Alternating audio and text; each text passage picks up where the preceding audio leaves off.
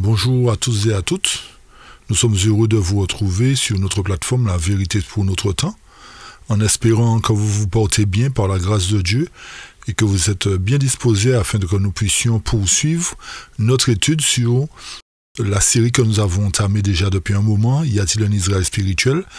Et la dernière fois, nous avions touché les 430 ans. Il nous reste quelques éléments à apporter à votre connaissance. Et puis, nous apporterons cette fois-ci des confirmations chiffrées. Et nous utiliserons aussi le moyen imagé afin que cela soit beaucoup plus compréhensible pour chacun d'entre vous. Ok? Donc, avant de poursuivre, puisque nous avons quand même beaucoup de choses à voir, prions, demandons à l'Éternel sa bénédiction, son Saint-Esprit, dans le but de nous permettre de bien comprendre ce sujet. Notre Père qui est aux cieux, nous voilà devant toi et nous te remercions pour tes bienfaits, ta bonté, ta fidélité envers nous. Merci de nous pardonner, de nous laver de nos fautes, de nos transgressions et veuille disposer les cœurs de tout un chacun afin de comprendre cette série d'études et particulièrement le sujet que nous allons voir aujourd'hui encore. Fais-nous grâce, bénis-nous tous et fortifie ton peuple et que ta paix, ta grâce repose sur nous. Nous t'avons prié au nom de Jésus ton Fils et pour ta gloire. Amen. Amen. Ok, donc voilà. Alors rappelez-vous que nous avions abordé les sujets des 430 ans à travers Ézéchiel chapitre 4. Et l'image que vous voyez ici est une représentation complète, en fait, de tout ce sujet d'Ézéchiel 4, montrant par là qu'à travers les 430 ans, l'Éternel devrait établir à nouveau les vérités qui avaient été annulées par le système papal, comme nous l'avons dit, hein, d'accord, vous voyez ici, vers le déclin, c'est-à-dire l'église, la montagne que vous voyez ici représente l'église apostolique établie après la période de Jésus-Christ, l'église des apôtres dans sa pureté, comme nous voyons ici, et nous avions expliqué dans une de nos études, qui se trouve dans Zacharie chapitre 6, qu'il y a deux montagnes d'airain.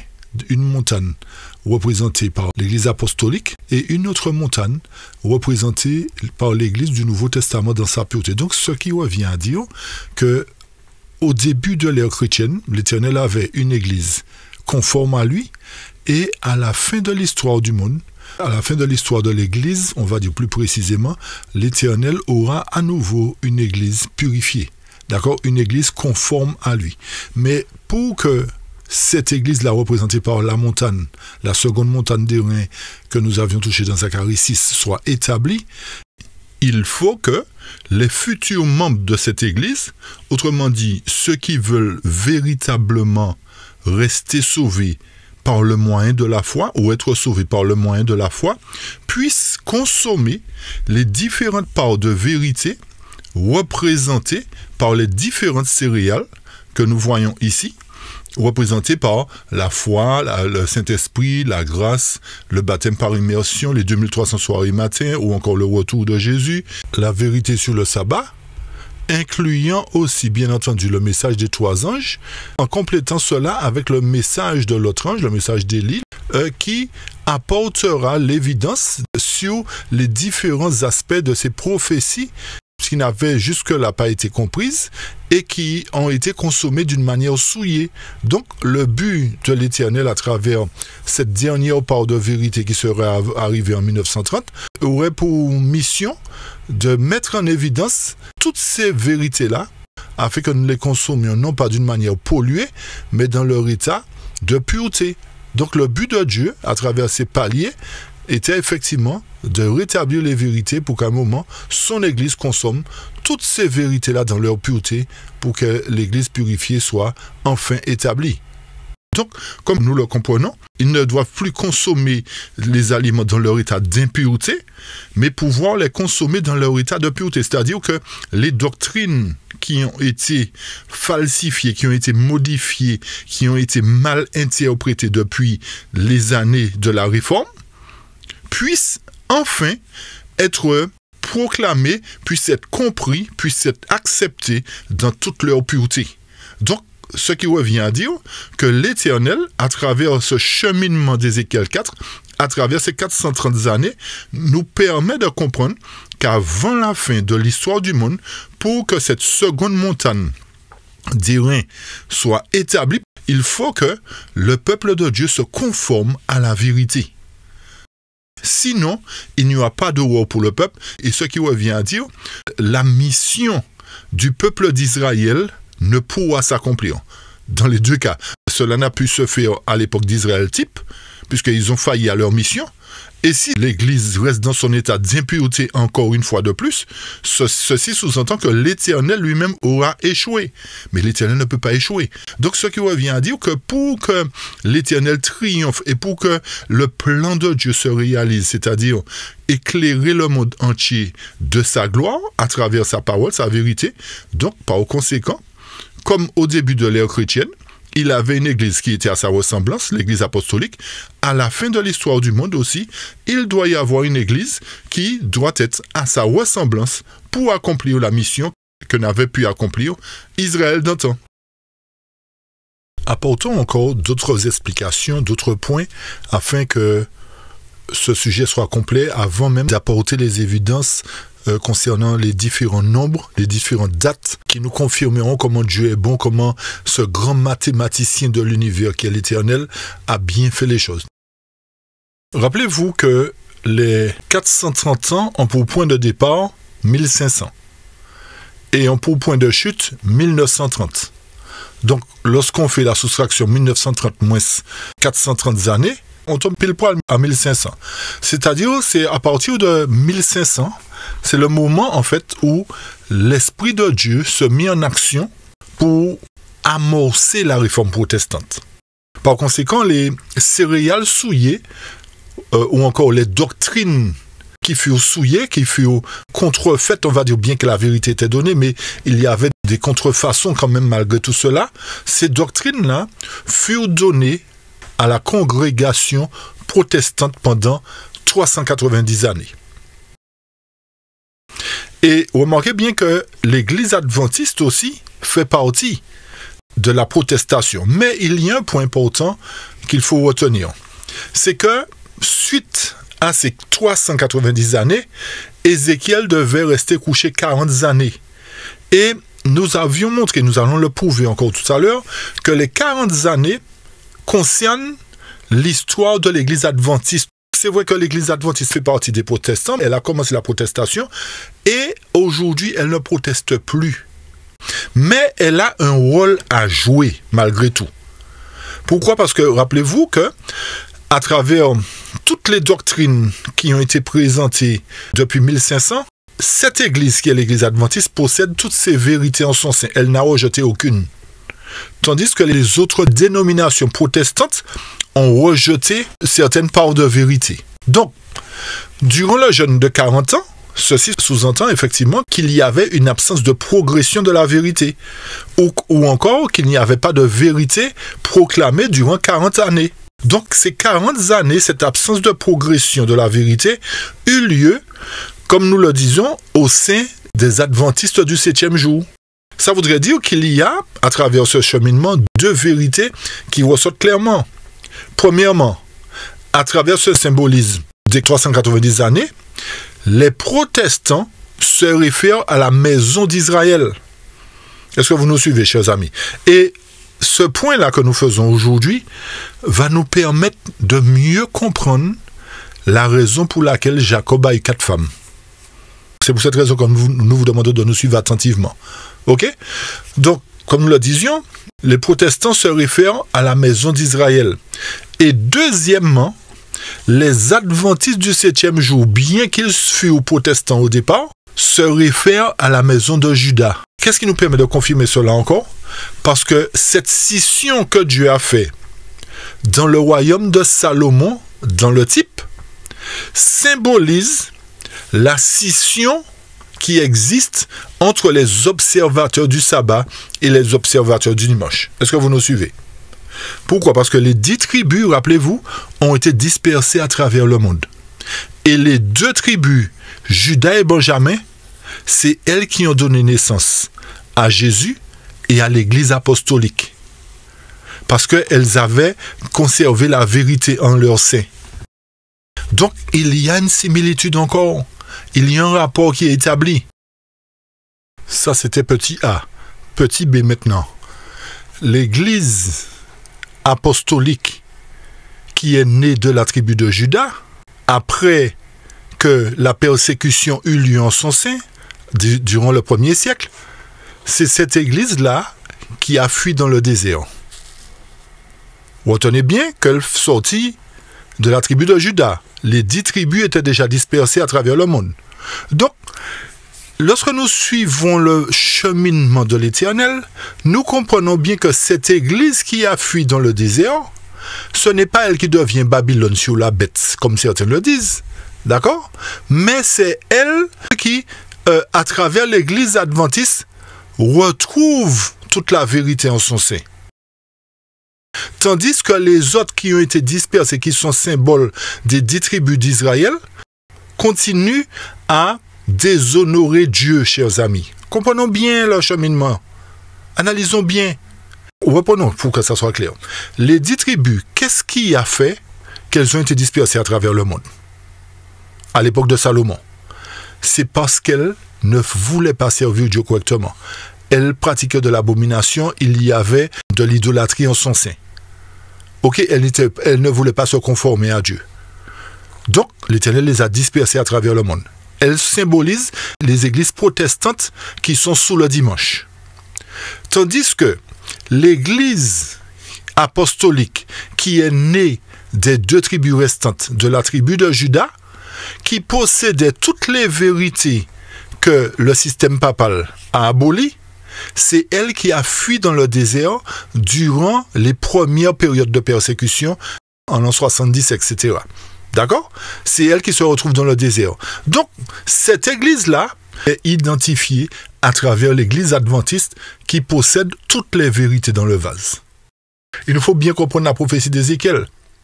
Alors, pour quelle raison avons-nous cette assurance que ce sont les églises protestantes que Dieu a suscitées pour le rassemblement de son peuple? Parce que aucune autre dénomination ne suit Christ véritablement. Que ce soit les descendants des Arabes, pour ne pas dire trop de choses, pour ne pas créer la polémique, ils ne suivent pas Christ véritablement. En fait, ce sont seulement les protestants qui adhèrent à la doctrine de Christ. Et tellement l'ennemi a compris que c'est ce moyen-là que Dieu a choisi pour rassembler ces 12 tribus, il a fait que les Romains, après avoir perdu leur pouvoir politique en 508, l'ennemi a suscité ces mêmes Romains-là, cette fois-ci, à travers la religion, à travers le pouvoir religieux, politico-religieux, dans le but de créer la confusion pour qu'à un moment donné, nous puissions dire, comme tout le monde, ce n'est pas Jésus, ce n'est pas Dieu qui a créé les religions. Ce n'est pas ceci, ce n'est pas la religion qui sauve. C'est un fait que ce n'est pas la religion qui sauve, hein, mais ça c'est le plan de l'ennemi de nous pousser à dire que ce n'est pas Dieu qui a créé les religions. Et comme nous venons de le dire, chers amis, la plupart des protestants sont chrétiens. Donc, à travers la chrétienté, l'Éternel rassemble son peuple. Et pourquoi encore d'ailleurs? Parce que rappelez-vous que Christ, c'est par lui que s'accomplira la promesse, chers amis. C'est par Christ que sera accomplie la promesse. Qu'est-ce qui nous permet de le dire? Galates chapitre 3, versets 15 à 18. Le texte nous dit, « Frères, je parle à la manière des hommes. Une disposition en bonne forme, bien que faite par un homme, n'est annulée par personne et personne n'y ajoute. » Nous l'avions déjà lu dernièrement, mais il est important de le relire dans ce contexte-là. Ok? Or, les promesses ont été faites à Abraham et à sa postérité. Il n'est pas dit « et aux postérités », comme s'il s'agissait de plusieurs, mais en tant qu'il s'agit d'une seule et à ta postérité, c'est-à-dire à Christ. Donc, Christ, c'est par lui que la postérité sera rétablie, chers amis. C'est par lui que la promesse faite à Abraham, Isaac et Jacob se réalisera. Donc, Christ est celui qui permettra le rassemblement de son peuple à nouveau. Son peuple qui a été dispersé à travers le monde. D'abord les 10 tribus, ensuite les 2 autres tribus. Donc tous ceux qui suivent Christ véritablement doivent faire partie d'une tribu. Est-ce que vous nous suivez, chers amis? dire que les religions n'ont pas été créées par Christ, c'est ne pas comprendre le plan de Dieu. C'est ce seul moyen-là que Dieu a choisi pour pouvoir rassembler les 12 tribus, chers amis, puisqu'il a fait des promesses et ces promesses demeurent. Et au verset 17, il dit, voici ce que j'entends, une disposition que Dieu a confirmée antérieurement ne peut être annulée. Vous avez bien compris, chers amis? La promesse de Dieu ne peut être annulée. Pourquoi?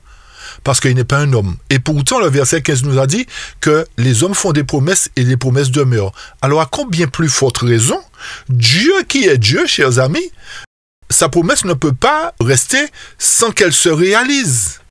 Et ainsi, la promesse rendue vaine par la loi survenue 430 ans plus tard, car si l'héritage venait de la loi, il ne viendrait plus de la promesse. Or, c'est par la promesse que Dieu a fait à Abraham ce don de grâce. Donc, comme nous avions expliqué, le fait que la promesse se trouve située à l'époque du Nouveau Testament, donc l'Éternel utilise les églises, il met en place des églises protestantes pour ramener progressivement les vérités dans le but de rassembler ces tribus. Les 10 tribus seront identifiées à travers les églises protestantes du dimanche et les 2 autres tribus seront identifiées à travers l'église adventiste. Mais il y a un autre mystère aussi qu'on va expliquer la prochaine fois. Ok? Puisque Apocalypse 14 nous a dit qu'il doit rassembler les 12 tribus d'Israël. Donc si nous comprenons bien ce que nous venons de dire, quelle que soit notre nationalité aujourd'hui, l'Éternel sait nous trouver là où nous sommes, il sait nous identifier en tant que tribu d'Israël. Et quelle que soit notre religion aujourd'hui, il aura le moyen de nous rassembler à travers la vérité. Parce que nous ne savons pas comment les tribus ont été dispersées. Et rappelez-vous que c'était la seule nation que Dieu avait choisie, c'était Israël. C'était le seul peuple en fait. Et tout autour, il régnait l'idolâtrie. Donc aujourd'hui, c'est la même chose. Il y a les chrétiens, mais il y a toutes sortes de religions à côté. Il y a Bouddha, Krishna, Mahomet, toutes sortes de choses. Même les athées, francs-maçons, c'est une religion aussi, on va dire. Ok? Donc tous ces gens-là sont là pour, en tant que religion idolâtre, mais l'Éternel a un peuple qu'il amène à protester contre l'idolâtrie, contre celui qui a voulu se déguiser en chrétien, l'Église catholique premièrement. Maintenant, apportons les confirmations, puisque Galate nous a dit que la promesse ne peut pas être rendue vaine. Analysons la parole de Dieu dans l'Ancien et le Nouveau Testament pour apporter les confirmations que les 12 tribus doivent être rassemblées. Et c'est ce que nous avons du mal à comprendre, chers amis. Et une fois, j'avais discuté avec quelqu'un, il m'a dit, est-ce que tu penses que Dieu va ressusciter les gens? Non, il ne va pas ressusciter les gens comme ça. Mais il y a des descendants. Et il a dit à Abraham, tes descendants, il a parlé à Abraham, à Isaac et à Jacob, que je ramènerai tes descendants. Donc, nous sommes tous les enfants d'Abraham par la foi, mais nous sommes tous les enfants de Dieu, les enfants de Jacob, chers amis, c'est-à-dire tous ceux qui croiront en Christ. L'Éternel va les rassembler par le moyen de la vérité, par le moyen de l'Évangile. Ok? Donc c'est pour cette raison que nous avons pris le temps de faire tout le cheminement avec vous concernant Israël. Vous voyez toutes les étapes que nous avons déjà franchies? Ce n'est pas par hasard. Reconsultez, réécoutez ces études-là, chers amis. Réécoutez-les. Donc, lisons ces références-là pour confirmer ce que nous disons, chers amis. Alors, nous avons fait une petite compilation de toutes ces références pour que ça soit plus clair pour vous, pour que au moins vous puissiez les lire tous ensemble. D'accord. D'abord dans l'Ancien et le Nouveau Testament. Donc, l'Ancien Testament nous parle à travers Ézéchiel 37, premièrement, versets 15 à 28, qui nous signale que l'Éternel va prendre les 2 bâtons, c'est-à-dire Juda et Ephraïm, et les réunir. Il dit, voici, je vais prendre le bâton de Joseph, le bâton de Juda, et ils ne formeront qu'un seul dans ma main. Donc ça voudrait dire qu'à un moment donné, Dieu promet de réunir Juda et Israël, c'est-à-dire les 12 tribus, en une seule nation, sous un seul roi. Jérémie 31, verset 1 à 10. Qu'est-ce qu'il nous dit? Je serai le Dieu de toutes les familles d'Israël et elles seront mon peuple. Ce passage montre quoi? Que Dieu n'oublie aucune des tribus. Et même après l'exil, il parle de leur retour avec tendresse et espoir. Ok? Donc, c'est la foi qu'il nous faut, chers amis, pour croire cela. Jérémie 31, toujours, versets 31 et 34. On parle de la nouvelle alliance. Je ferai quoi avec la maison d'Israël et avec qui encore? La maison de Juda, une alliance nouvelle. Donc nous voyons bien que les promesses de l'Éternel demeurent. Il fait une nouvelle promesse à travers son Fils en fait. À travers Jésus. La promesse se réalise à travers Jésus. Donc cela implique que les deux royaumes, Juda dans le sud et Israël dans le nord, doivent se réunir. Cette promesse est encore validée aujourd'hui dans le cadre de la nouvelle alliance en Jésus-Christ, chers amis. Nous avons mis tous les détails pour vous, pour que ça soit clair. Lorsque nous allons dans Osée 1, versets 10 et 11, le texte nous dit « Les enfants d'Israël seront un grand nombre, et ils se rassembleront et se donneront un chef. » Et nous avions montré qu'à travers Osée 1, Osée 2 et Osée 3, le peuple qui n'était pas, que Dieu avait abandonné, qui n'était plus le peuple de Dieu, l'Éternel se réconciliait avec eux. Ok? Donc, bien qu'Osée parle de jugement aussi, à travers la vallée d'Accord, il annonce la restauration future. Quand nous allons dans Ésaïe 11, versets 11 à 13, qu'est-ce que le texte nous dit? Le Seigneur étendra une seconde fois sa main pour acheter le reste de son peuple. Juda ne sera plus en guerre contre Ephraïm, etc.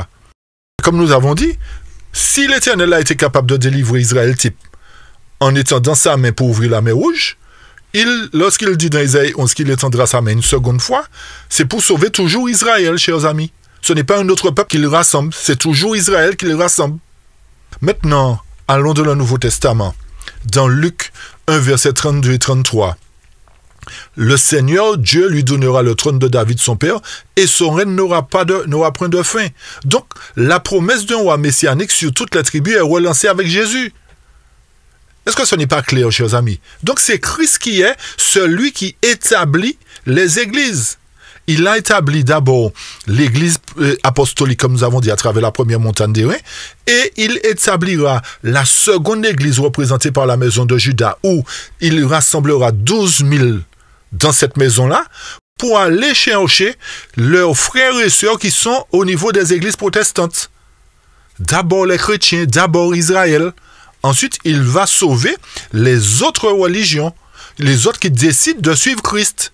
Pourquoi? Parce qu'à un moment donné, ils auront un choix à faire. Savoir s'ils adhèrent à Christ, s'ils veulent suivre Christ, ou s'ils veulent suivre le système qui sera établi. Donc, dire aussi qu'il n'y aura pas de système établi, qu'il n'y aura pas ceci, qu'il n'y aura pas cela, c'est un piège de l'ennemi.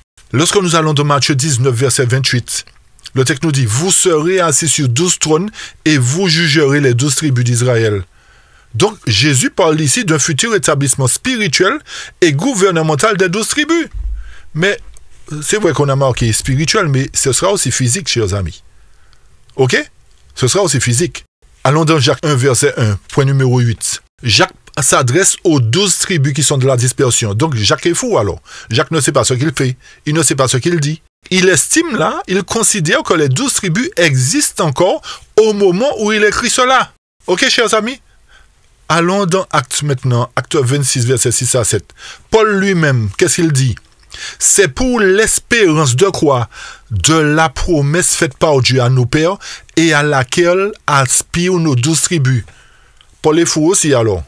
Paul comme Jacques, ils sont fous, ils ne savent pas ce qu'ils disent. Donc, ces hommes-là croyaient en la restauration. Pourquoi nous ne pouvons pas y croire, chers amis? C'est parce que nous n'avons pas la foi. Parce que nous ne voulons pas comprendre le plan de Dieu pour la fin des temps.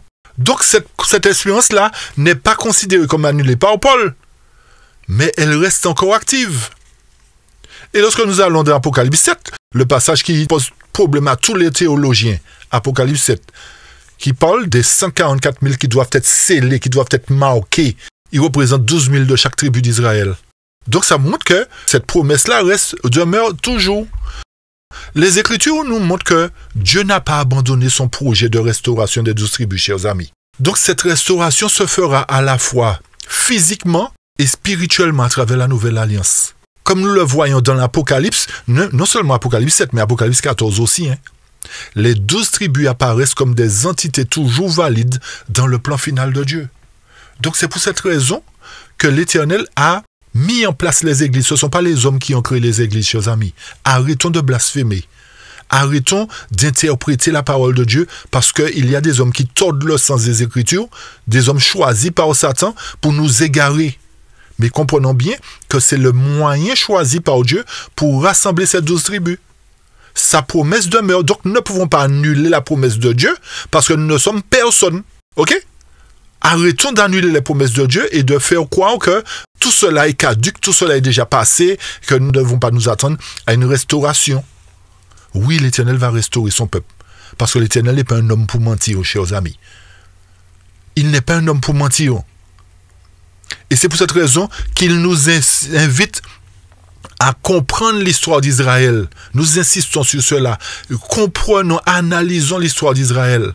Et c'est pour cette raison que nous remercions Dieu de nous avoir permis d'apporter déjà beaucoup d'évidence pour vous à travers ce cycle d'études sur l'Israël spirituel. Nous n'avons pas encore fini, il y a d'autres points à voir encore. C'est pour vous dire comment le sujet est vaste. Donc on ne peut pas, en un claquement de doigts, dire que non, c'est pas ça, c'est ci, c'est ça. Non, chers amis, il nous faut avoir des évidences. Et si vous avez bien remarqué, volontairement, nous n'avons pratiquement pas utilisé l'esprit de prophétie. C'est pour que personne ne puisse venir dire « Ah, mais nous ne croyons pas l'esprit de prophétie » ou « c'est un faux prophète », etc. Volontairement. Il y a des références que nous aurions pu utiliser. OK?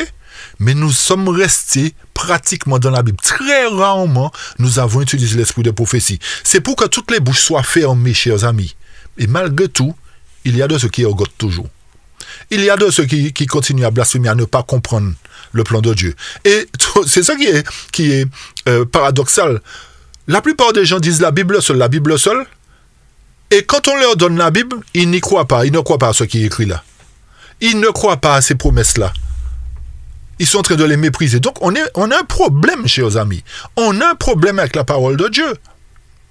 On veut de la Bible seule. Lorsqu'on donne des évidences de la Bible seule, ah, ça ne va pas se faire. Ah non, en fait, on n'a pas la foi. C'est notre gros problème, en fait. C'est notre manque de foi. Et c'est pour cette raison qu'au bout des 430 ans d'Ézéchiel 4, il dit que ceux qui continuent à espérer que Jésus va les sauver dans leurs conditions sans qu'ils aient la foi véritable, ces gens-là vont perdre leur temps, chers amis. Je m'excuse de le dire, mais c'est clair et net. Il nous faut vraiment avoir cette foi-là.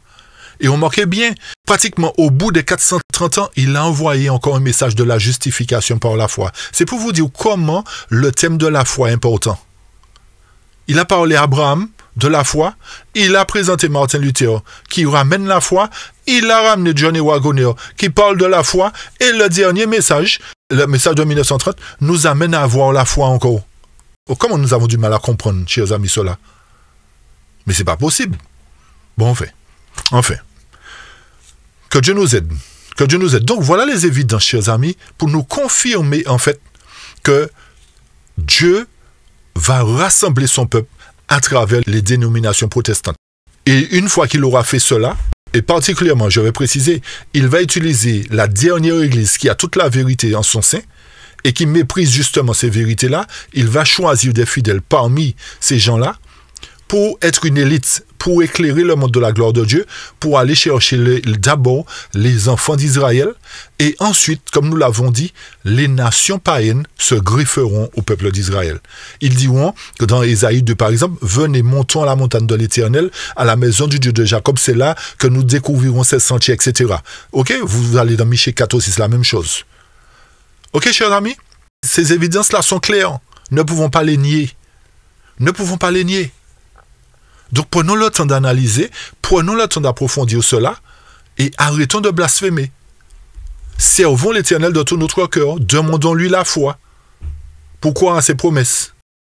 Donc à travers les différentes religions, on a l'évidence à travers l'étude prophétique aussi, laquelle possède toutes les vérités en son sein. Et à partir de laquelle le peuple de Dieu doit être scellé et marqué pour être un édifice à sa ressemblance. Et c'est ce qui nous permet aussi de comprendre qu'à travers l'histoire de l'Église adventiste, il doit y avoir une scission, selon l'étude de Zacharie 6. Vous vous rappelez, on avait, comme on l'a dit, revoyez cette étude, c'est très important. Les deux derniers chars, disons, le dernier attelage, il y avait deux catégories de chevaux. Et pour bien comprendre, nous vous invitons à prendre la version King James, pas la version seconde, parce que vous n'allez pas comprendre avec la version seconde. C'est la version King James qui nous dit qu'il y a deux, qui nous fait comprendre qu'il y a deux attelages. Un qui va aller vers l'Égypte et un qui va vouloir parcourir le monde.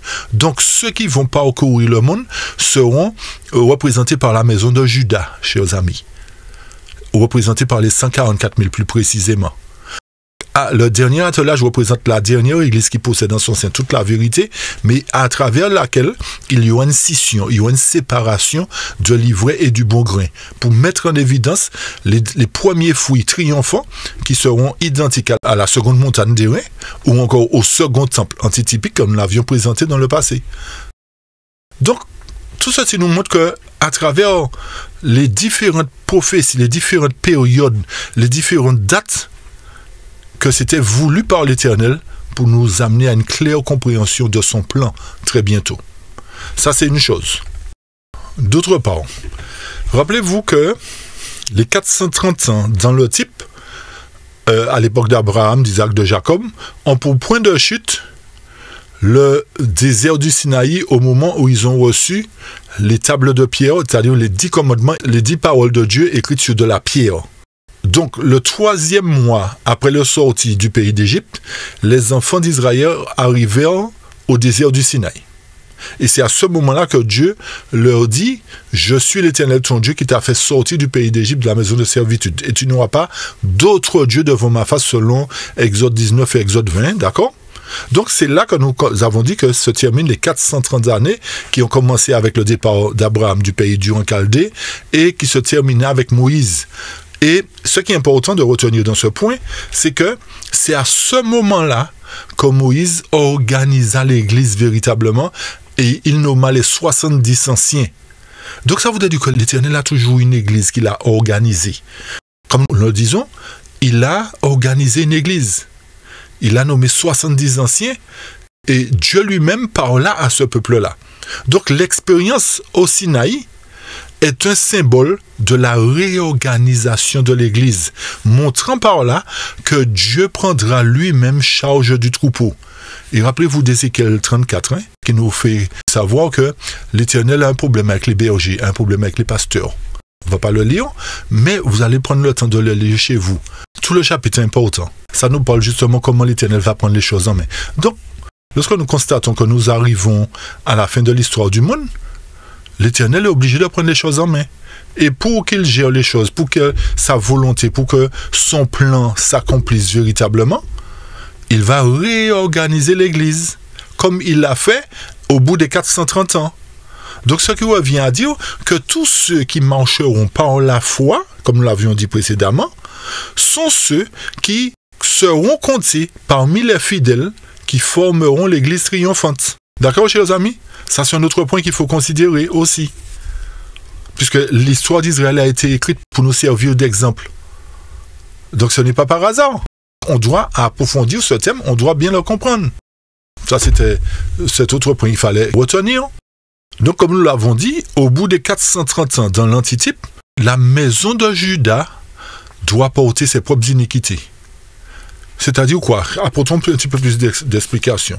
Étant donné que les années durant lesquelles nos péchés furent placés sur Ézéchiel est passé, il s'ensuit que nous sommes responsables de nos péchés et non Ézéchiel maintenant.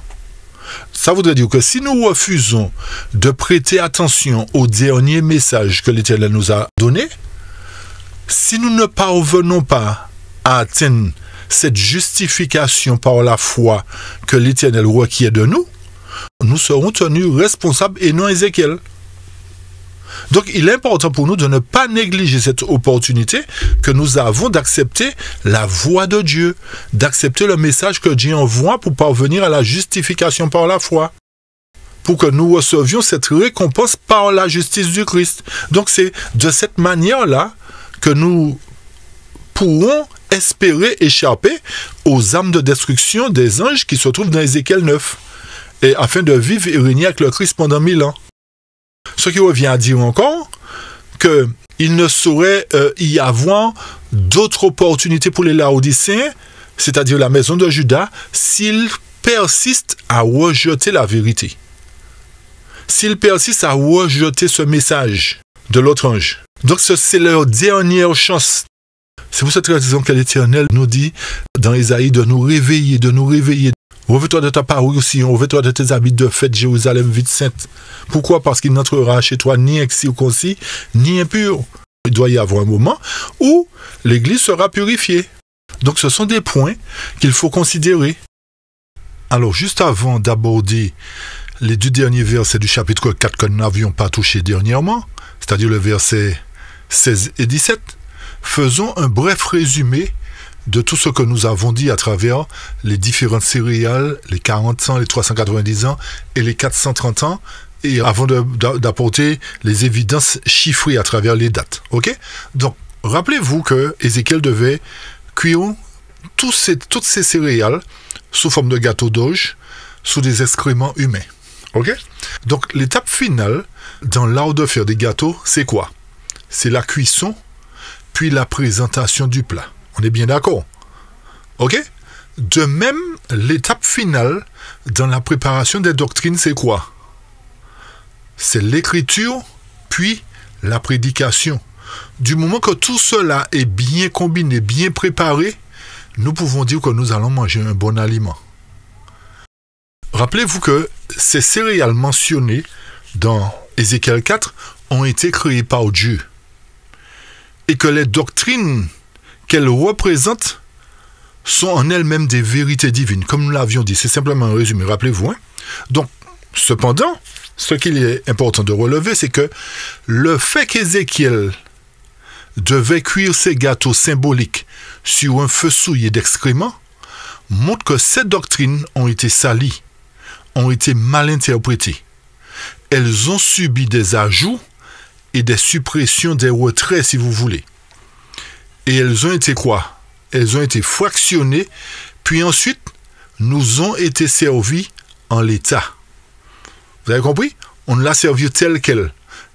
Et c'est ce qui fait qu'aujourd'hui, nous sommes aussi chétifs, nous sommes aussi désorientés, parce qu'on nous a servi ces plats-là fractionnés. On nous les a servis dans l'état que l'ennemi voulait, on va dire ça comme ça. D'accord? Donc, en soumettant la maison d'Israël, c'est-à-dire les églises protestantes représentées par les 10 tribus d'Israël à un tel régime pendant 390 années, et en soumettant la maison de Juda à un jeûne pendant les 40 ans qui suivirent, montre que Dieu, en quelque sorte, punissait ces deux maisons pour leur iniquité. Quand on dit punir, vous avez bien compris le sens, hein, j'espère, hein, d'accord? Ce qui revient à dire qu'après les 40 années où Ézéchiel devait jeûner, la maison de Juda, qui est représentée par l'église de Laodicée, devait recevoir du pain normal, un pain qui n'est pas cuit sur des excréments humains, un pain qui n'est pas souillé, une vérité non pervertie, une vérité proportionnelle à son besoin, et non pas, cette fois-ci, en petite dose, en petite quantité, mais en grande quantité, en abondance, une nourriture qui allait le rassasier, qui allait lui faire du bien, qui allait lui donner la santé spirituelle. Donc, ce qui revient à dire qu'il devait manger et boire pour toujours, sans mesure quelconque et sans être épouvanté. Ça, c'est au bout des 40 ans. Et c'est ce qu'on a appelé la 7e parole de vérité qui complète le nombre 6. Puisque nous avons dit que le chiffre de Dieu, c'est 7. Il ne peut pas avoir 6 sans 7. Et comme les céréales ont été au nombre de 6 paroles de vérité, plus proprement dit, nous voyons qu'il manquait une dernière part de vérité. Cette dernière part de vérité représentée par le jugement des vivants, si vous voulez, le message des ouvriers de la 11e heure, encore. On peut lui donner plein de titres, le message d'Élie, etc., le message de la Vierge, etc., la voix de Dieu, plus précisément, etc. D'accord?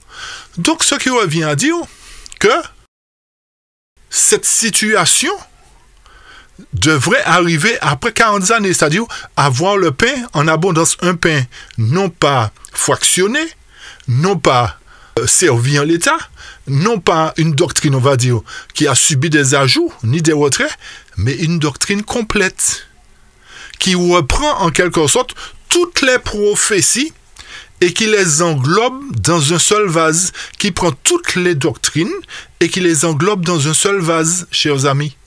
Est-ce que vous nous suivez?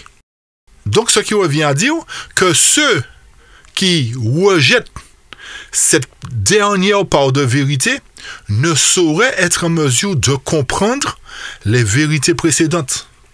Ils continueront, ces gens-là, continueront à consommer en quelque sorte du pain ayant subi des ajouts, des additifs ou des retraits ou du pain fractionné ou du pain servi en l'état. Est-ce que vous me suivez? C'est pour cette raison qu'il y a une telle confusion qui existe aujourd'hui et que personne, disons la majorité, n'est pas en mesure de comprendre ce qui se passe. Donc, on est emporté à tout vent de doctrine, à droite et à gauche, comme on l'a dit tout à l'heure.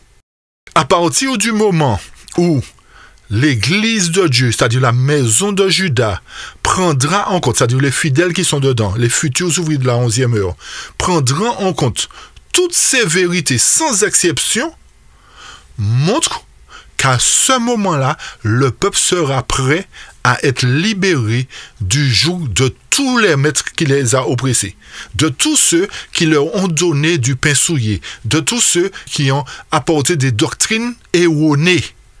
L'Éternel va les séparer de ces hypocrites, de ces antipathiques et de ces profanes-là. Et c'est à travers la moisson qu'il va le faire, chers amis. À travers la moisson pour mettre en évidence l'Église purifiée. D'accord? Donc voilà le résumé en gros de tout cet aspect des 430 ans. Maintenant, comme nous avons dit, il reste 2 versets à expliquer dans Ézéchiel. Et ensuite, nous passerons à la dernière phase de cette étude, par la série, de cette étude, en apportant des chiffres, des dates, pour bien asseoir justement cette vérité essentielle pour notre temps. D'accord?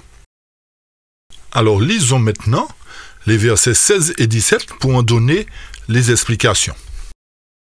Le texte nous dit, « De plus, il me dit, ou encore, il me dit encore, fils de l'homme, je vais briser le bâton du pain à Jérusalem, ou dans Jérusalem, d'après certaines versions. Ils mangeront du pain au poids et avec angoisse, et ils boiront de l'eau à la mesure et avec épouvante.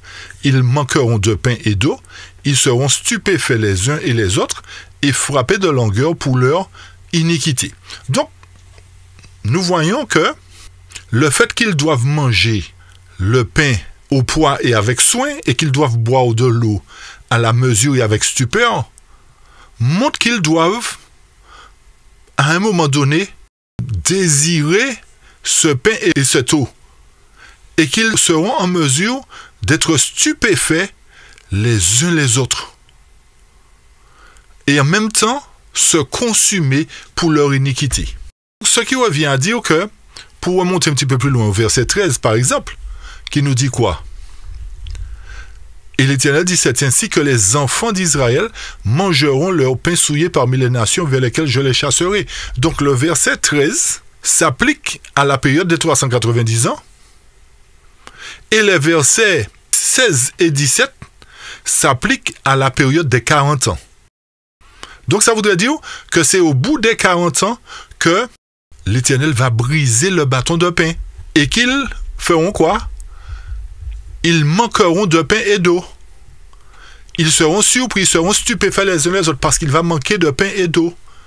Ça voudrait dire qu'au bout des 430 ans, tous ceux qui méprisent la parole de Dieu, qui méprisent le message de Dieu, seront dans cet état. Ils manqueront de pain et d'eau comme les vierges folles. Est-ce que vous nous suivez?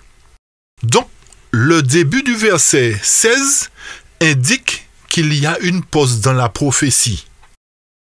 Pourquoi? Parce que lorsque nous lisons, le texte nous dit « Il me dit encore ». C'est-à-dire, en plus, ou par ailleurs, ce qu'il m'avait déjà dit avant. Qu'est-ce qu'il va faire? Je briserai le bâton de pain dans Jérusalem. C'est-à-dire quoi? Que je vais retrancher ou je vais le réduire jusqu'à ce que leur réserve de pain soit épuisée et qu'ils aient faim. Donc, ils seront stupéfaits. Parce que leur pain va diminuer, leur réserve va diminuer à un moment donné. Ils n'auront plus. C'est-à-dire que nous pouvons dire, effectivement, dans un certain sens, que nous avons la vérité et que nous sommes le peuple de Dieu. Et c'est ce qu'on entend souvent. Mais, malgré le fait que nous disons ces choses, nous ne comprenons pas le pourquoi et le comment. Nous manquons de puissance.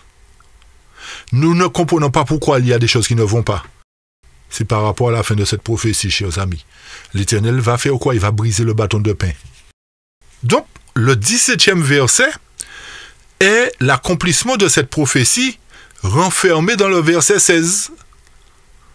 Et pour bien comprendre, il y a différentes versions. C'est-à-dire la version de Doué nous amène une meilleure compréhension. Le texte nous dit, quand le pain et l'eau manqueront, chacun se retournera contre son frère. Et ils se consumeront dans leur iniquité. Vous avez vu comment ce texte-là est fort? Le fait de briser le bâton de pain et qu'ils mangeront du pain au point avec angoisse montre que l'eau et le pain manqueront. Et à partir de ce moment-là, chacun va se retourner contre son frère. Dans la traduction grecque ou bulgare, le début du verset est traduit de la même façon. Sauf que le mot peuple remplace frère. La version du a dit chacun se tournera contre son frère. Hein? Mais dans la version bulgare ou la version grecque, le mot peuple remplace frère. D'accord? Par contre, en hébreu, la traduction dit de manière à ce qu'ils réclament du pain et de l'eau et qu'ils soient dans la confusion, l'un par rapport à l'autre, et se consumant à cause de leur iniquité. Afin que, quand le pain et l'eau viendront à manquer, chacun tombera. Vous nous suivez?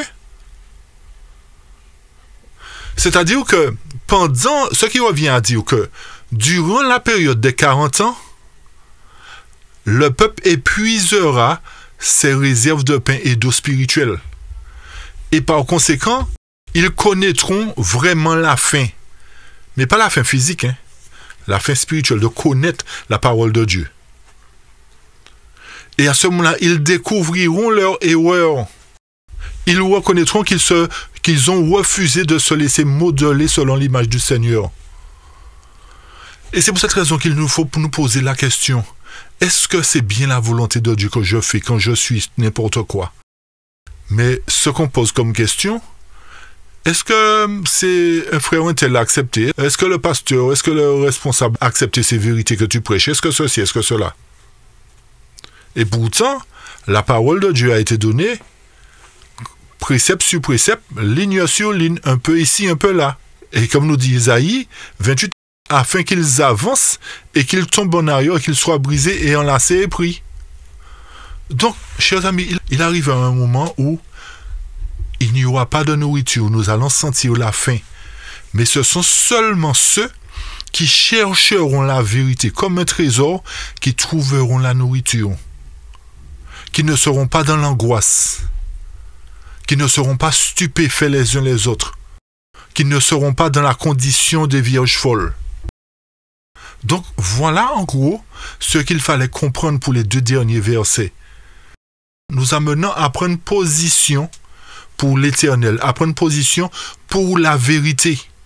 Et rappelez-vous que l'ennemi fait tout aujourd'hui pour détruire la vérité dans notre esprit, pour saper notre morale.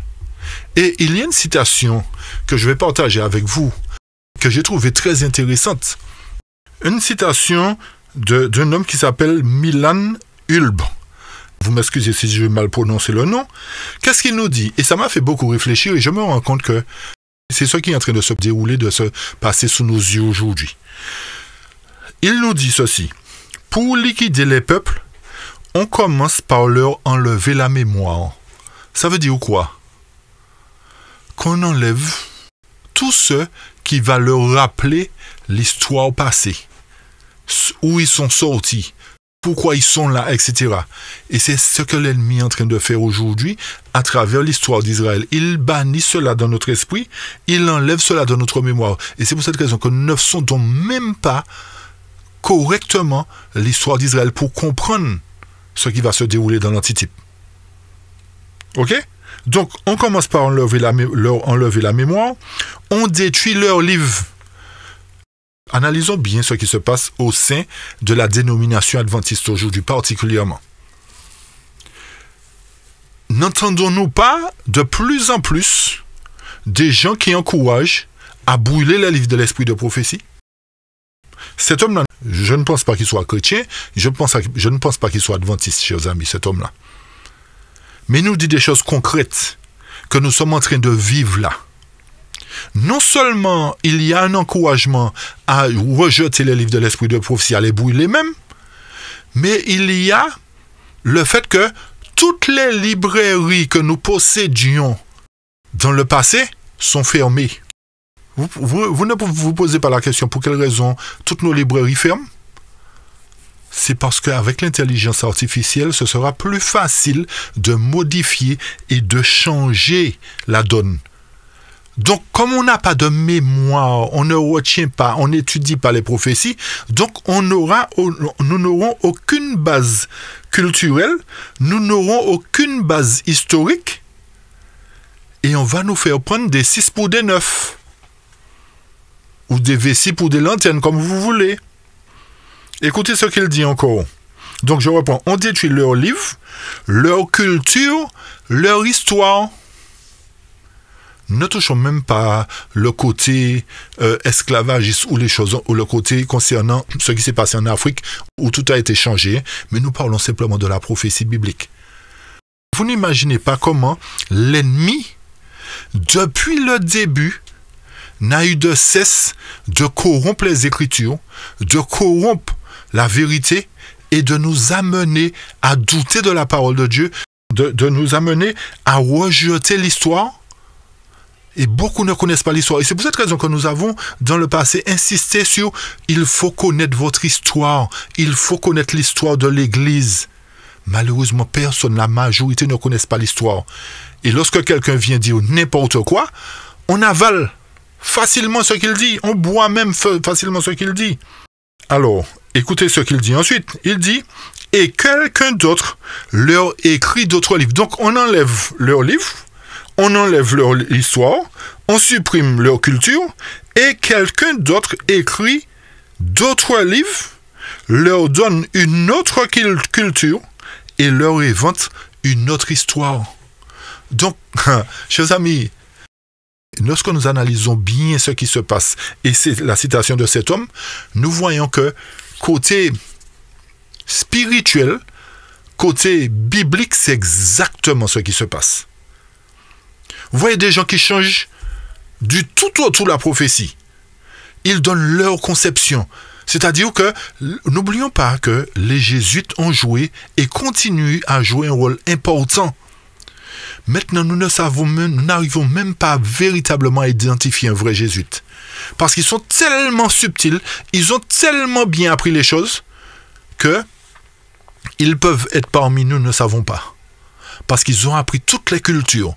Ils ont été formés à un point qu'ils sont capables de tenir un serment pour des évangéliques, pour des baptistes, pour des musulmans, pour des adventistes, etc., etc., etc. Donc c'est seulement à travers l'Esprit Saint, l'Esprit de vérité, et avec la foi que l'Éternel nous donne, la confiance en sa parole, que nous pourrons vaincre l'ennemi et que nous pourrons remporter la victoire, chers amis.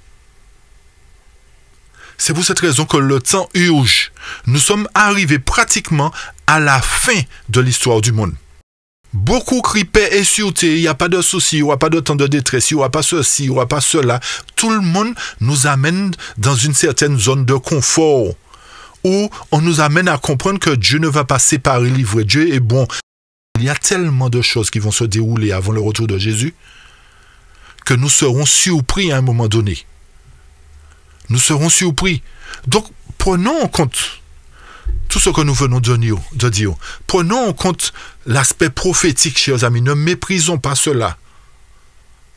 Parce que le temps vient où nous n'aurons que nos yeux pour pleurer.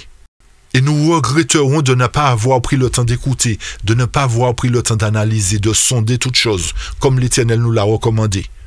Je souhaite que cela ne vous arrive pas, chers amis. Je souhaite que chacun de vous puissiez prendre parti pour la vérité avant qu'il ne soit trop tard. Même si le monde tend à vous rejeter, c'est pas ça qui est important. L'important, c'est que Christ ne vous rejette pas.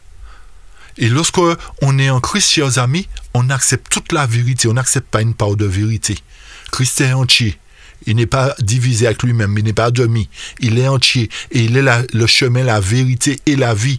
Donc, si nous cherchons la vérité, là, nous sommes en Christ. Mais si nous méprisons la vérité et nous acceptons une part de vérité, nous ne pouvons pas être en Christ, chers amis. Donc, cette étude d'Ézéchiel est plus qu'importante pour nous à comprendre, nous signalant, nous apportant de plus en plus les évidences quant aux 10 tribus qui ont été dispersées et quant aux 2 autres tribus qui ont fui la persécution à Jérusalem et qui doivent se retrouver très bientôt à travers une église et les distribuer à travers d'autres églises. Et c'est comme nous avons dit, c'est ce qui va nous permettre d'apporter les évidences quant aux 4 femmes de Jacob. Pourquoi les choses ont été faites comme ça? Pourquoi il a 4 femmes? Il a 12 tribus et l'Éternel dit que ces 12 tribus-là lui appartiennent. Pourtant, il y a 4 femmes. Et l'Éternel ne tolère pas aujourd'hui que nous ayons 4 femmes. Est-ce que vous me suivez?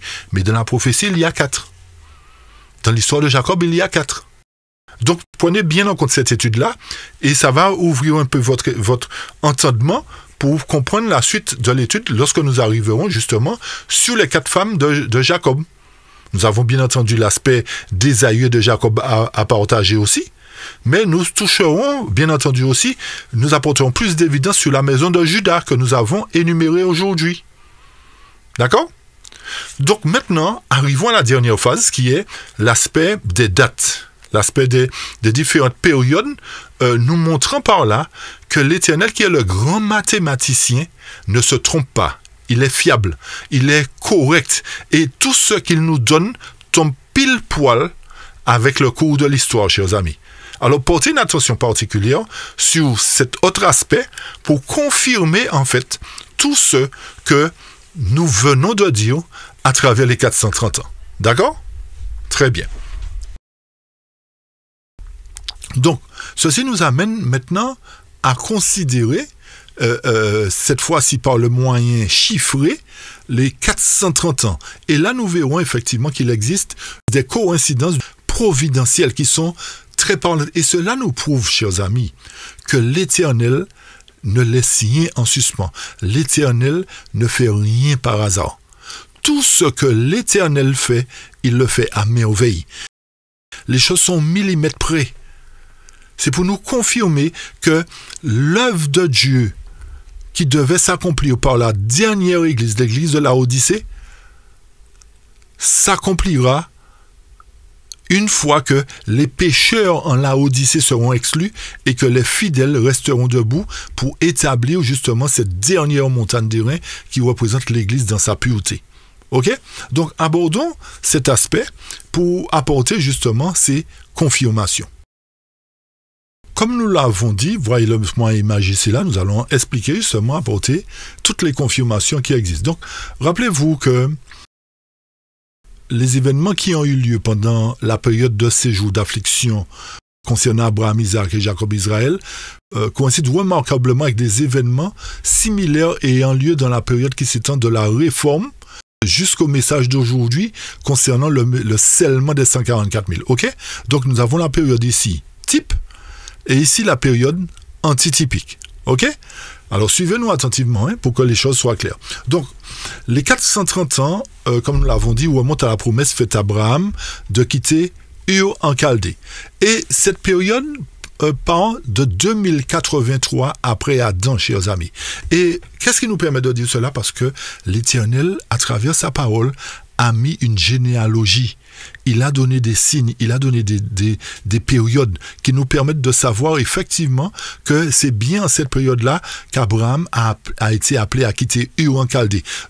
Et c'est là que vous verrez justement qu'il y a une coïncidence providentielle, que la providence ne laisse rien au hasard, chers amis.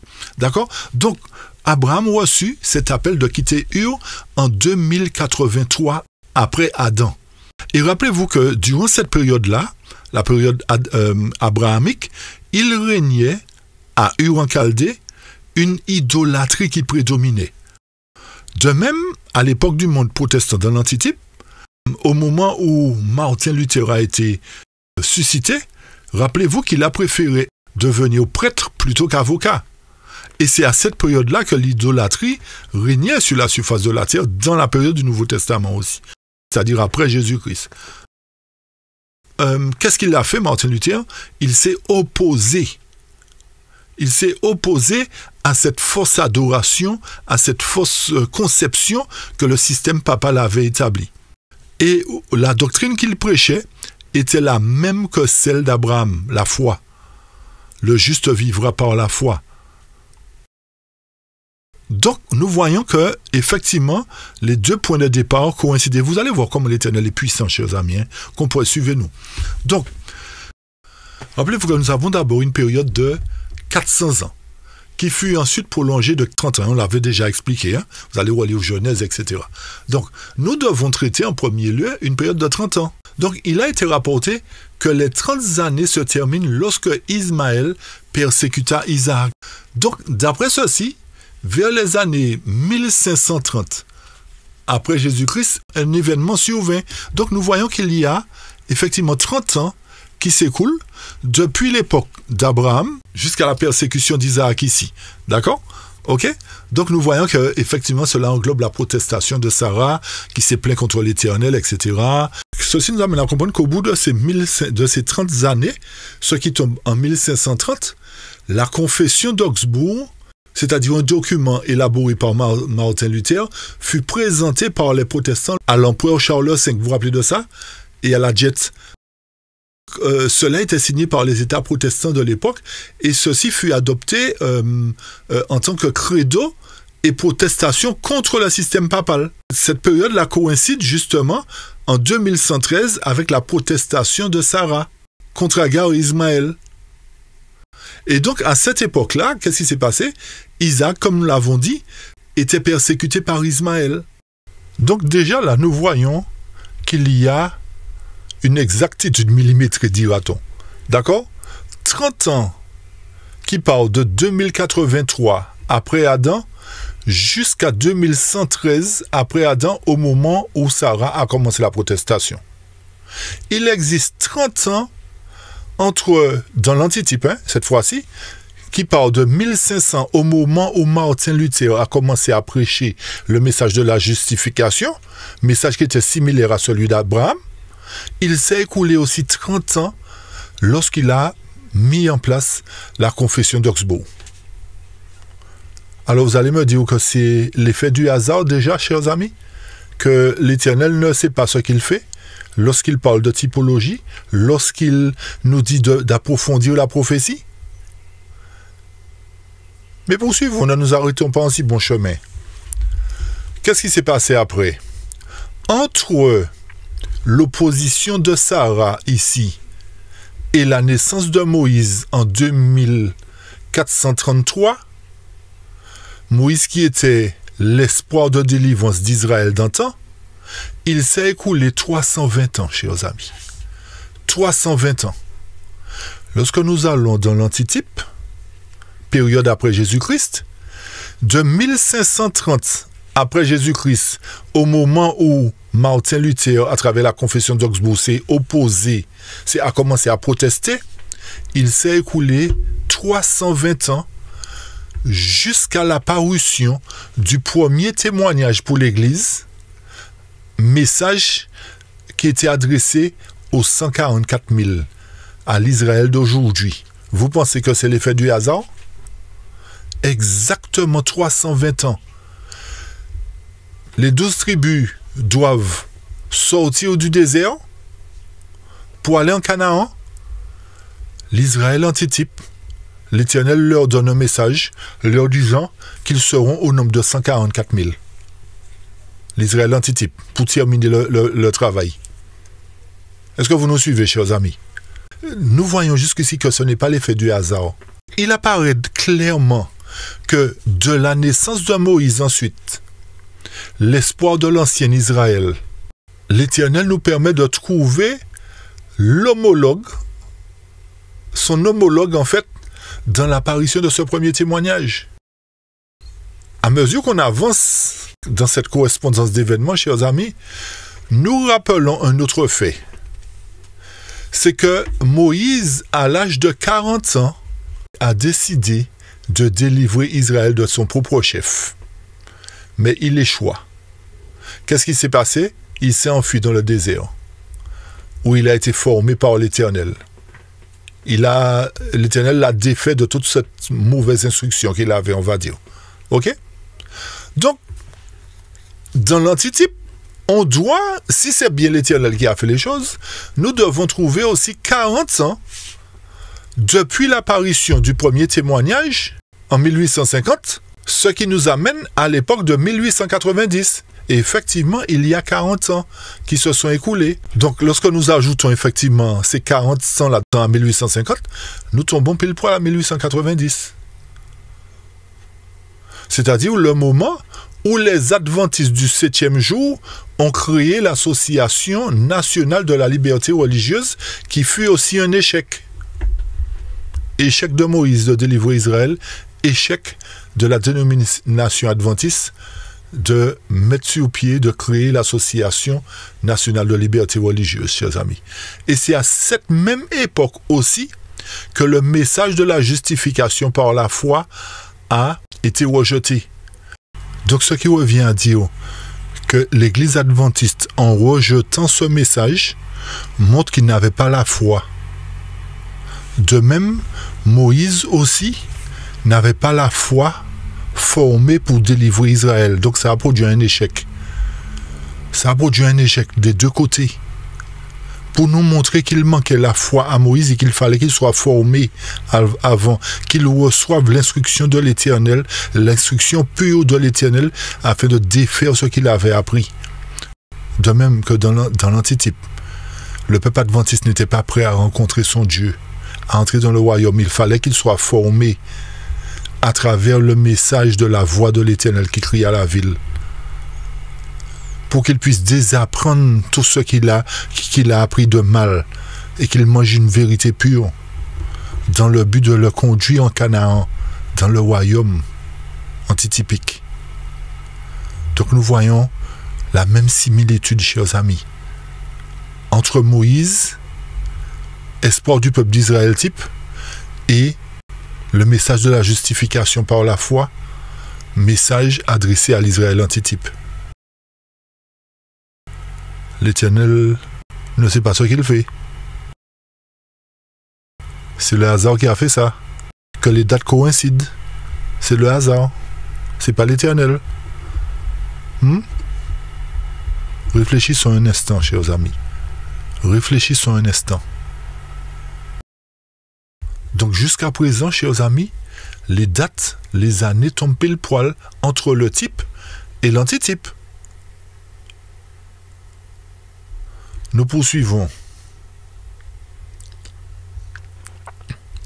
Nous allons ici maintenant, chers amis, nous allons voir ce petit écran-là, nous allons ici là maintenant. Nous voyons quoi? Qu'entre le moment où Abraham décida de suivre l'Éternel jusqu'à la naissance de Jacob, il s'est écoulé 85 années, chers amis. 85 années. Ça, c'est dans le type. Dans l'antitype maintenant. Entre la naissance de la dénomination adventiste en 1845 jusqu'à l'arrivée du message de l'autre ange, ou encore le message de la Vierge, c'est-à-dire Michée 6, verset 9, ou encore le message d'Élie, il s'est écoulé 85 ans. Vous allez nous dire que l'Éternel ne sait pas ce qu'il fait. Lorsqu'il a envoyé le message de la Vierge, vous voyez que les dates tombent pile poil, chers amis. Comment ne pas comprendre que l'Église adventiste a un rôle à jouer et que le message qui arrive en 1930 vient de Dieu? Avec toutes ces évidences-là, si nous n'avons pas cru à cette série d'études que nous avons présentées dans le passé, mais avec les dates, avec les périodes, avec les années, avec ces coïncidences providentielles, il n'y a pas photo. Ne pouvons pas douter Maintenant, si nous voulons continuer à rejeter la vérité, ça c'est notre problème. Nous allons porter le poids de nos iniquités. Mais l'Éternel qui est Dieu nous donne tous les moyens nécessaires pour que nous puissions comprendre qu'il a un plan, qu'il a une église, qu'il a une mission à accomplir avec un peuple spécial. Et il nous donne les dates. C'est la providence qui permet cela, chers amis. Jusqu'à là, nous voyons que tout a été bien millimétré, a été bien pensé, bien calculé par l'Éternel. Vous voyez pourquoi il faut approfondir l'histoire d'Israël type pour bien comprendre l'histoire d'Israël antitype. Et lorsque nous entendons dire qu'il n'y a pas d'Israël antitype, il n'y a pas ceci, ça c'est le piège du malin, chers amis. C'est l'ennemi qui veut que vous soyez perdus. Et lorsque le sujet des 144 000 n'est pas traité correctement, c'est le plan de l'ennemi aussi, pour que vous ne puissiez pas comprendre qu'il y aura beaucoup d'appelés mais peu d'élus. C'est dans l'église de Dieu que ça se passe, pas dans le monde. Le monde sera très nombreux à être sauvé, mais dans l'église de Dieu, parmi Israël, la majorité sont tombés dans le désert. C'est un exemple pour nous montrer que dans l'antitype, l'Israël spirituel aussi, l'Israël moderne, beaucoup seront perdus. Pourtant, il y a beaucoup. Il y aura énormément de perdus. Donc, résumons tout cela, chers amis. La décision d'Abraham de servir l'Éternel en 2083 après Adam coïncide avec la décision de Luther de se tourner vers le spirituel plutôt que vers le séculier en 1500 après Jésus-Christ. L'opposition de Sarah face à Agar et Ismaël en 2113 après Adam coïncide avec l'opposition des protestants face à l'Église en 1530. 30 années dans le type, 30 années dans l'antitype. La naissance de Moïse, espoir de l'ancien Israël, en 2433 après Adam, coïncide avec l'apparition des premiers témoignages en 1850 après Jésus-Christ, espoir de l'Israël modèle, message adressé aux 144 000 Israël d'aujourd'hui. La tentative infructueuse de Moïse de délivrer Israël en 2473 après Adam coïncide avec la tentative et l'échec de l'Association adventiste des libertés religieuses et son rejet du message de la justification par la foi. Ce qui a causé aussi, pour ainsi dire, l'entrée de la dénomination en 1890, après Jésus-Christ, dans une phase de 40 années d'errance dans le désert. Vous voyez, Moïse, lorsqu'il a tenté de délivrer Israël, lorsqu'il était en Égypte, l'Éternel a dit non, tu vas aller dans le désert. Israël d'antan, après le rejet du message de la justification par la foi, après l'échec de la tentative de liberté religieuse, il y a 40 ans qui s'est écoulé, 40 ans dans le désert, 40 ans dans le type, 40 ans dans l'antitype. Donc c'est bien ce qui s'est passé. L'histoire d'Israël type est un exemple pour nous. Et pour finir, chers amis, l'arrivée de Moïse en Égypte, suivie de la délivrance des Hébreux, du rétablissement de l'ordre et de la liberté religieuse en 2513 après Adam, coïncide avec l'arrivée du message de la Vierge du Berger en 1930 après Jésus-Christ. Comme je dis, lisez Michée 6, verset 9. Pas version seconde, version King James. Ou version Martin. Écoutez la Vierge et celui qui l'envoie. La voix de l'Éternel crie à la ville.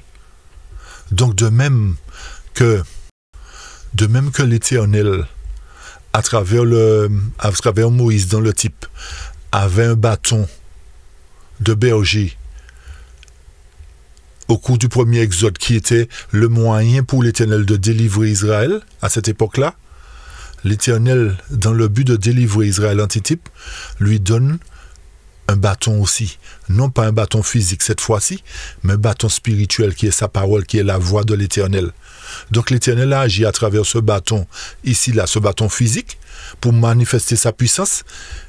Dans l'antitype, il manifestera sa puissance, son pouvoir, à travers un message. Donc vous voyez, chers amis, que l'Éternel ne fait rien par hasard. tous ceux qui veulent s'amuser, continuer à rejeter le message de la Vierge du berger, vous allez porter le poids de vos propres iniquités. Maintenant, cela ne veut pas dire que ceux qui acceptent le message de la Vierge seront tous sauvés. Il faut faire attention à ça. Mais ce qu'il nous faut retenir, c'est que nous devons vivre la vérité, nous devons avoir la foi. Comme Israël d'antan devait avoir la foi. Donc l'Israël d'antitype, avec le message de la vérité que l'Éternel lui a donné, il doit y croire par la foi. Et c'est la foi qui a permis à la minorité d'entrer en Canaan. C'est la même foi qui va permettre aux 144 000, la minorité sur la masse qu'il y a, d'entrer dans le royaume, chers amis. Dès le moment où le temps où Abraham sortit durant Chaldée, jusqu'à l'époque où Moïse, muni du bâton de l'Éternel, quitta l'Égypte et transmit sa loi au Sinaï. Rappelez-vous qu'on avait dit que l'Éternel a transmis la loi au bout des 430 ans, hein, chers amis. Les 430 ans partent de là jusqu'à là, hein, ok? Cela nous montre que l'Éternel a donné cette dernière part de vérité qui englobe toutes les vérités que nous avons présentées à travers les différentes céréales, chers amis. Donc, c'est bien, il y a bien une similitude entre les 430 ans dans le type et les 430 ans dans l'antitype. Et c'est la Vierge du berger, le message de la Vierge du berger, qui nous permet de mieux comprendre le sujet des 144 000. Sujet que la dénomination n'a toujours pas compris, puisqu'ils ont été tellement infiltrés que la doctrine a été frelatée, a été souillée, chers amis. Et comme nous disons, c'est le plan de l'ennemi. Donc, voilà l'évidence imagée ici, à travers les années, à travers les types et les symboles. Tout ceci pour nous confirme en fait que l'Éternel a bien fait les choses à travers les différentes années, le nombre d'années dans le type, il a fait que ça corresponde avec les années dans l'antitype. Donc, qu'est-ce que nous avons besoin de plus comme évidence, chers amis? Qu'est-ce que nous avons besoin de plus comme évidence pour savoir que l'Éternel a envoyé un dernier message? Un message qui sera le message qui délivrera Israël antitype. Mais si nous nous amusons à rejeter ce message, vous pensez bien que vous n'entrerez pas dans le royaume. Vous aurez beau crier Seigneur, Seigneur, mais l'Éternel a dit, je ne vous connais pas. Nous pourrons dire, Seigneur, nous avons fait ceci pour toi, nous avons fait cela pour toi. L'Éternel a dit, mais je ne vous connais pas. Est-ce que c'est ce que nous avons besoin d'entendre, chers amis, de la bouche de l'Éternel, dire je ne vous connais pas? Ou est-ce que nous avons besoin d'entendre viens bon et fidèle serviteur, entre dans la joie de ton maître, tu as été fidèle en peu de choses? C'est nous qui décidons aujourd'hui. Bien que nous n'ayons pas fini notre série d'études, il y a encore des évidences à apporter. Mais cette évidence, ce sujet d'Ézéchiel 4, nous confirme bel et bien que l'Église adventiste a un rôle à jouer. Et le but de l'Église adventiste, chers amis, bien que la majorité la rejette, c'est de rassembler les futurs 144 000 dans le but d'aller chercher les distribus représentés par les églises protestantes à sortir de Babylone. Et remarquez bien, chers amis, faites bien, analysez bien. L'Éternel a utilisé les églises de la chrétienté et les a représentées comme étant Israël. Il nous fait savoir qu'ils sont Israël. Ce sont ceux qui protestent contre l'erreur. Le peuple de Dieu était un peuple qui devait protester contre l'erreur. Donc, effectivement, les évangéliques font partie du peuple de Dieu. Mais ils devront être sauvés par la vérité, parce qu'ils n'ont pas encore tout compris. Alors, si vous voulez continuer à dire que l'Éternel n'a pas créé de religion, continuez à le faire. Mais si à travers cette étude, vous finissez par comprendre que c'est bien l'Éternel qui a mis tout cela en place, vous entrerez dans la joie du Maître. Vous bénéficierez des bénédictions que l'Éternel a en réserve pour tous ceux qui l'aiment, tous ceux qui ont la foi en lui. Alors, chers amis, nous allons nous arrêter là. Parce que les évidences sont trop parlantes, les évidences sont trop claires pour douter aujourd'hui. Plaise à Dieu qu'à l'ouïe et à la vue de cette étude, vous puissiez prendre la décision d'être conduit par le bâton de l'Éternel, la voix de l'Éternel qui crie à la ville. Que vous puissiez prendre position pour la vérité, chers amis. Et comme l'Éternel est le bon berger, il a toujours son bâton à la main pour attraper les brebis, pour aller chercher les brebis qui s'égarent. Donc, si vous laissez l'Éternel vous attraper, il vous conduira dans sa bergerie, loin des assauts des loups ravisseurs qui sont là. N'oubliez pas de partager ces études. N'oubliez pas de réécouter, chers amis. Et prenez position pour la vérité. Cela en va de votre destinée. Ne perdez plus de temps. Alors prenez votre décision aujourd'hui de qui vous voulez servir. Mais moi et ma maison, nous servirons l'Éternel, chers amis. Même si nous perdons tous nos amis, moi et ma maison, nous servirons l'Éternel parce que nous avons compris qu'à travers le type et l'antitype, à travers la typologie, l'Éternel nous a parlé. À travers l'histoire d'Israël, type, l'Éternel nous a parlé. À travers le message de la Vierge, l'Éternel nous a parlé. Et nous avons obéi. Alors, chers amis, soyez aussi bénis. Soyez comblés de toutes les bénédictions de l'Éternel. Et demandez-lui d'ouvrir votre intelligence, de vous accorder le Saint-Esprit, afin que vous puissiez prendre part pour la vérité. C'est là ma prière pour chacun de vous. Amen.